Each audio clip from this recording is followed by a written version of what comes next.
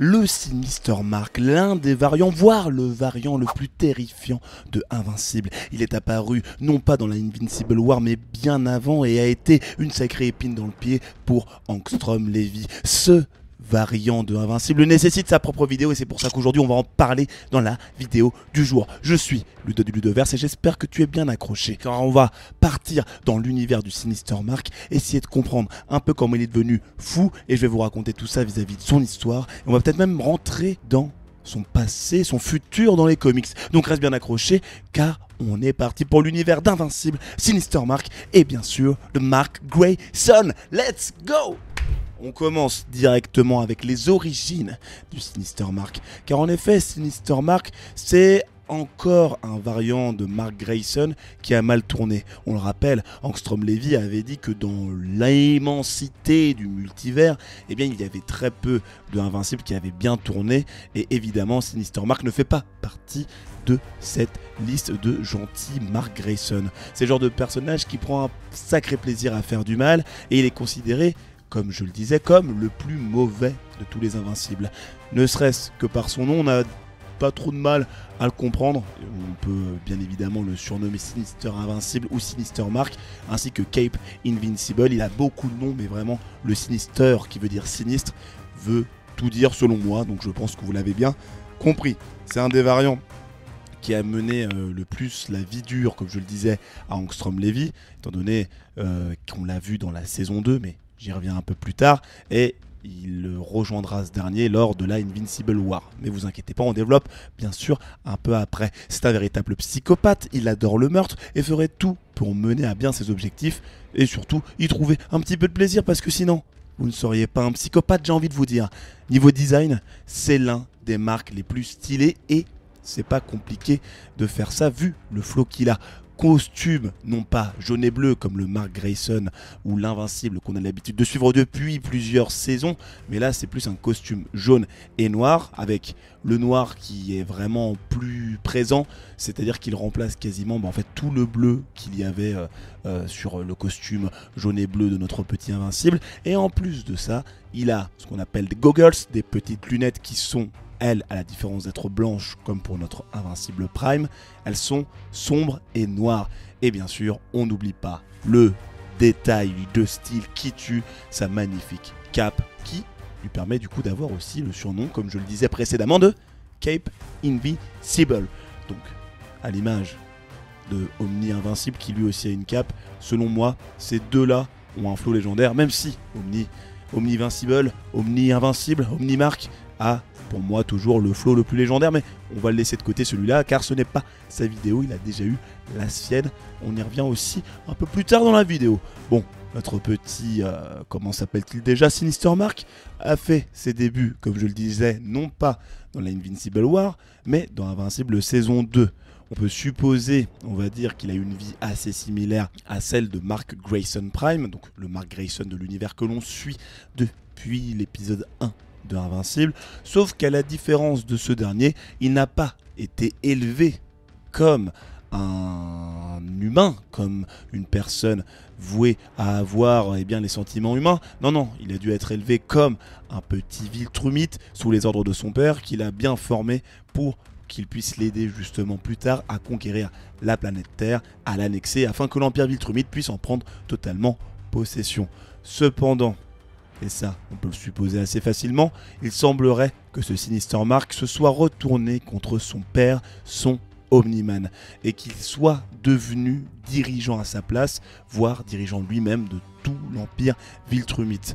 Pourquoi je dis ça? Parce que tout simplement il l'a dit dans la série, il a dit qu'il avait tué son Omni-Man, et donc ça fait de lui quelqu'un d'extrêmement puissant, et j'ai pas du tout de mal à le croire. Ouais, ça va totalement avec la personnalité qu'il nous a mis en avant. Il a dû le faire juste parce qu'il était assez égoïste. Et moi, je le rappelle, je ne sais pas si je vous l'ai déjà dit dans une autre vidéo, mais si, je l'ai dit dans une vidéo sur les Viltrumites. De base, en gros, les liens de parenté, de fraternité, etc. qu'on peut avoir par le sang, ça ne veut rien dire. C'est-à-dire que si ton père, c'est ton père, un Viltrumite, etc., et que tu es un Viltrumite, et que tu as été élevé dans le sens d'être un Viltrumite, à aucun moment tu vas ressentir de l'amour envers ton géniteur et ton géniteur ne va pas ressentir de l'amour pour toi en tant qu'enfant. Pourquoi? Parce que eux, si le petit n'est pas assez fort, déjà il ressentent rien, à part à la limite de l'énervement. Et si le petit bonhomme ou la petite fille elle est forte, eh bien j'ai envie de dire qu'ils sont juste fiers. Il n'y a pas d'amour là-bas. Il n'y a pas d'amour, c'est très dur. C'est très dur d'être un Viltrumite. Les sentiments sont complexes. Donc ouais, pour moi ce petit Sinister Mark n'a eu aucun mal à tuer son père sans remords. Il a dû vraiment juste prendre pas mal de plaisir. Et au-delà de ça, c'est bien sûr un des invincibles qui a le plus marqué Angstrom Levy, ayant, a priori, on peut le supposer dans son univers, tué d'une part sa femme, car il y avait le fils d'Angstrom Levy qui disait que sa mère lui manquait, etc. Et Sinister Mark montrait qu'il connaissait Angstrom, donc on peut se dire qu'il y avait un petit lien là-dessus. Et surtout, eh bien, on peut aussi partir dans l'optique où il a poussé Angstrom ainsi que son fils Angstrom Junior à se cacher de lui, sauf que bon, on l'a vu dans la saison 2, il l'a retrouvé. Il a retrouvé le Angstrom Levy, ou du moins un de ses variants, vous avez compris.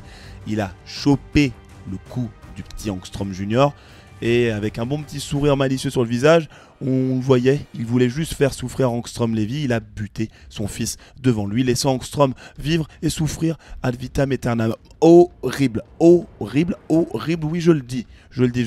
Mais vous savez ce qui n'est pas horrible par contre, c'est le son qu'on peut entendre dans la série Invincible ou dans d'autres univers cinématographiques. Et je pense que si vous voulez avoir la même ambiance, il suffit de me demander, parce que je suis partenaire avec qui? Avec Epidemic Sound. Epidemic Sound, c'est quoi? C'est ceux qui me permettent d'avoir la musique et les effets sonores qui font que j'ai une identité auditive, si on peut le dire d'une certaine manière, dans mes vidéos. Donc grâce à eux, en fait, je peux accéder à plus de 200 000 musiques libres de droit, et ça c'est très important, parce que si tu es créateur de contenu, évidemment, tu peux pas utiliser la musique des Avengers. Donc il te faut une musique un tant soit peu similaire, avec le même style par exemple. Et c'est là qu'Epidemic Sound arrive avec sa base de données de son qui est extrêmement importante, même si moi je l'exploite pas à 200% comme vous le voyez, mais là la musique qui est dans vos oreilles doit vous faire du bien. Donc vu que je suis un gars sympa, vous avez le droit à 1 mois d'abonnement gratuit, car ça marche sur abonnement, avec le lien dans la description. Et si ça vous plaît, vous poursuivez et vous continuez de profiter de ces petits sons pour créer vos contenus. Allez-y, moi je vous fais des propositions là, il faut cliquer en fait, faut cliquer. Mais reprenons avec le petit Sinister Mark et la Invincible War. Parce que oui, Sinister Mark fait partie des 18 invincibles méchants qui ont été recrutés pour la vendetta du Angstrom Levy, qui a fusionné toutes les pensées des Angstrom de plusieurs dimensions, de plusieurs univers, afin de normalement sauver le monde. Mais ça ne s'est pas passé comme prévu. Angstrom voulait se venger du Mark Grayson Prime, et ce qui est assez ironique, car il a quand même recruté le Sinister Mark, qui est celui qui a fait souffrir l'un de ses variants le plus. Mais bon, ça passons, le mec est totalement dérangé dans sa tête. Il a donc le petit Sinister Mark envahi la terre de l'Invincible Prime avec ses autres camarades invincibles. Il a détruit pas mal d'endroits, il a notamment attaqué Hong Kong, il a détruit Hollywood, etc. Et l'objectif derrière ces attaques, c'était tout simplement de pouvoir étendre son empire Viltrumite. C'est la promesse qu'avait faite Angstrom Levy auprès de plusieurs variants d'Invincible, en mode, si vous m'aidez à détruire la vie et l'image du Invincible de cet univers, votre empire sera agrandi, donc n'hésitez pas à me suivre. Et c'est ce qu'il a fait, le Sinister Mark. Qu'est-ce qu'il ne voudrait pas faire pour faire souffrir d'autres gens? Ça, je vous le demande.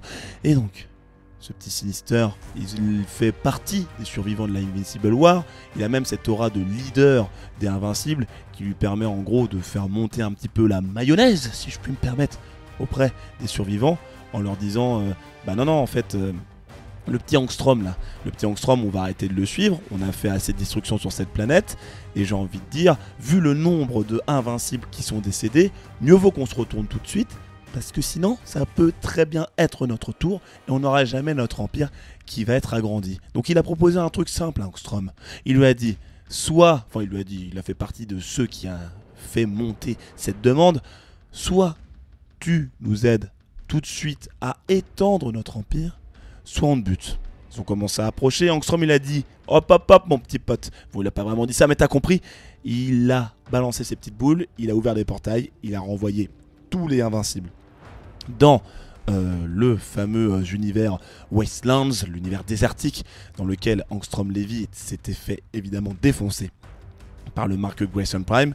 Et depuis, le Sinister Mark est enfermé là-bas avec ses autres variants et on n'a aucune nouvelle de lui, on ne sait pas ce qui lui est arrivé. Sauf si, évidemment, tu fais partie de la team, mais je ne sais pas si tu le fais, de ceux qui se sont mis à jour dans les comics Invincible. La Invincible War se déroule dans ce comics-là. Il y a le combat contre Conquest et après ça va au-delà de la saison 3. Donc comme tu le vois, eh bien moi je me suis mis à jour pas mal. Enfin je vais pas vous dire exactement quand ça arrive pour éviter de vous spoil, mais voilà, c'est dans les tomes qui suivent qu'on retrouve évidemment à un moment le Sinister Mark. Et c'est là que ça va me permettre de répondre à une question très très importante qui en fait réunit tous les sujets de la vidéo. C'est pourquoi le Sinister Invincible est le pire tous les variants de Invincible. Eh bien, ne serait-ce que de base, on va énoncer des choses que j'ai déjà dites, mais qui vont être très importantes et on va rentrer plus dans le détail. Avant tout, il y a le nom Sinister Invincible. Ce nom-là, je le redis, ça veut dire l'invincible sinistre. Sinistre, c'est terrifiant, ça fait peur. Il est là, t'es pas bien, le mec va te faire des dingueries. Rien que pour avoir un nom comme ça montre que le mec est mauvais. Mais au-delà de ça, c'est que c'est aussi l'un des pires variants. Pourquoi ? Parce que il est cruel. Il fait ce qu'il fait, non pas forcément parce qu'il doit le faire, mais parce que il est vicieux, il aime bien faire souffrir les gens, il y trouve du plaisir, ça en fait déjà un sacré pourru, j'ai envie de vous dire. Mais il n'y a pas que ça, sinon ce ne serait pas suffisant. Et donc là, c'est encore une fois en lien avec les comics Invincibles, et je le redis, ou je sais pas si je vous l'ai dit, mais vous avez un guide de lecture dans la description si vous voulez vous choper les comics à partir de la fin de la saison 3. Je vous ai mis à partir de quel comics vous devez commencer, donc c'est celui-là. Et sinon, vous avez aussi, si vous avez envie de tout lire et vous êtes assez complétiste comme moi, bah vous pouvez aussi vous choper évidemment le premier tome de Invincible afin de commencer dès le début et d'enchaîner tout ça. Donc n'hésitez pas, tu lien dans la description, ça fait plaisir, vous aidez la chaîne, tout ça, t'as capté. Mais du coup, attention spoiler, j'espère que si tu n'as pas envie de te faire spoil, tu es parti.